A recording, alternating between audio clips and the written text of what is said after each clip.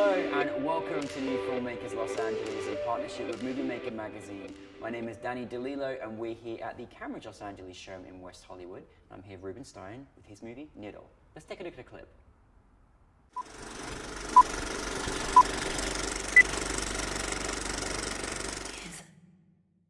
9, 8, 7, 6, 5, 4, 3, 2, 1.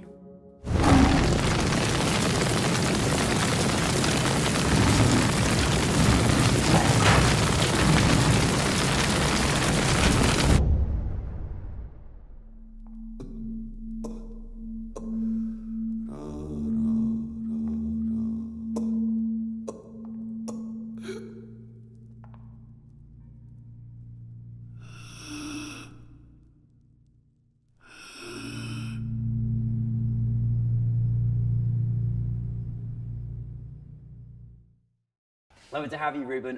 Congratulations on your film. For those that haven't seen it all, tell us a brief synopsis. Okay, Nira is the second short film of a trilogy called Light and Darkness. The first one was Tina and Tina, that was screened at this festival too, like 3 years ago. And Nira is the second one. And here, a Spanish journalist called Alma is carried blindfolded to a secret place where a dictator is hidden because he has suffered from a terrorist attack. The movie was really powerful, like as I expect from you, it's really, really wondrous. Where did your inspiration come for this part of the trilogy? Well, I really don't know where inspiration in general, where it comes from, no? But what I actually wanted in this trilogy is to show some different aspects of the dark side of the human being, you know? So like I try to explore in every short film like a different point of view, you know? So the first one in Tina and Tina, it was like the family. I try to explore this issue, like the family. In this case, in Nero, I try to explore like politics. And in the third one, it's called Baila Ahora. We have filmed it like last August. Oh wow! Yeah. I want to see that one too. And in this case, it's the war. Well, I love your style of films. I really do, and you know, it's interesting how this one covers politics, and we're in such a political climate, so to speak, at the moment as well.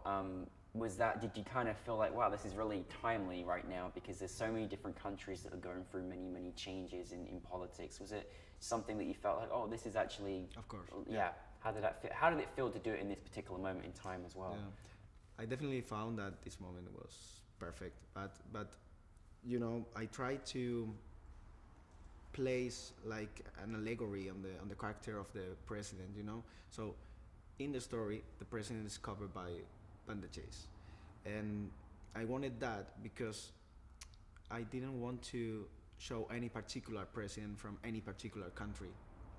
You know, actually, universal, yeah. Yeah, it was more universal, and I wanted that president to look like just a couple of eyes. You know, just you can't picture who he is. Yeah, he is. because we start to visualize it, don't we? Otherwise, yeah. And I think that's interesting because, you know, we could be talking about any country. You know what I mean, and that's I think it's very powerful because we're talking about a dictatorship and what's behind that, and where are the limits in politics, and where you know where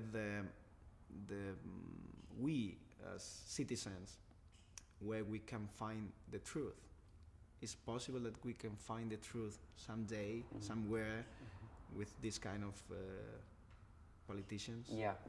I think it's a really important element to bring, especially you know, showcase this way where we can all kind of relate to it without having too much of a sort of understanding our stereotypes of what we feel a dictator actually is. You gave us sort of a very sort of universal concept, which was beautiful.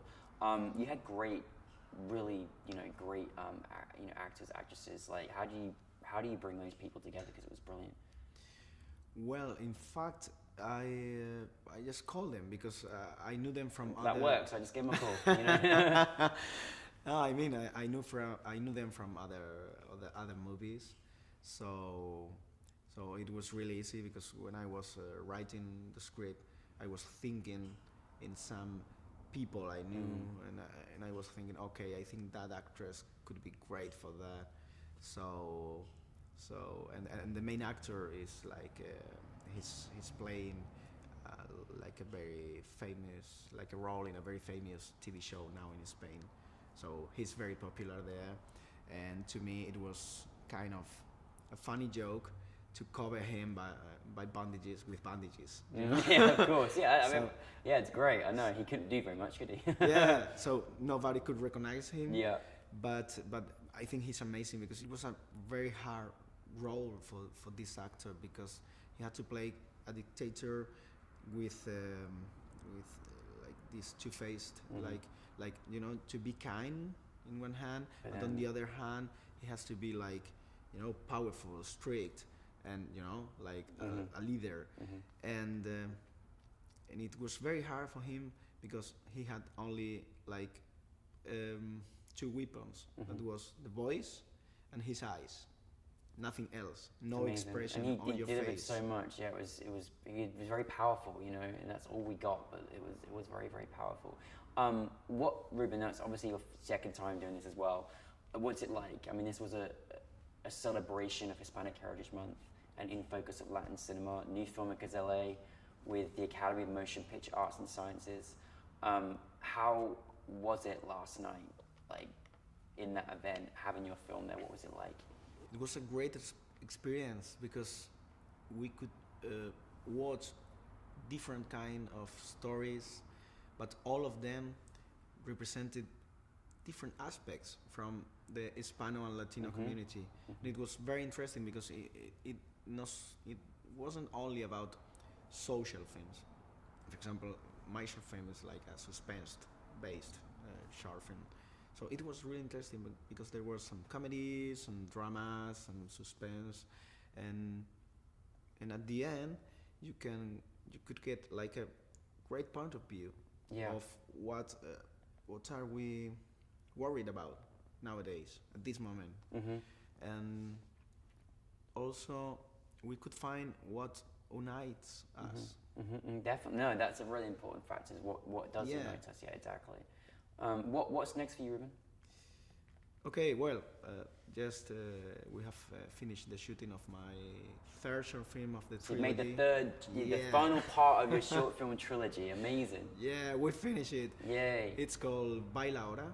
You know what Baila Ahora means? No, please tell me. No. Please educate me. Yeah, I know. A Baila Ahora is a flamenco dancer, performer, you know? Always wanted to be one of those. Yeah, love it.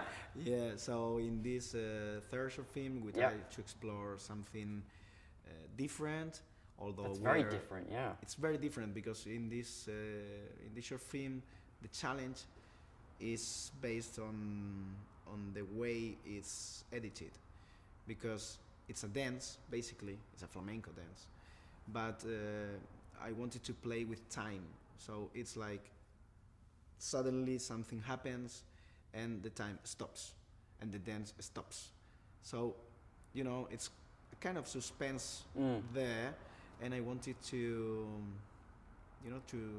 to use that. Yeah, no, of course. Well, I can't wait to see your final segment, and we very much look forward to seeing it. But we've already loved your first two, so please keep them coming to us, Rubin, and thank you for being part of a very special event as well. Of course. So thank you. Thank you very much.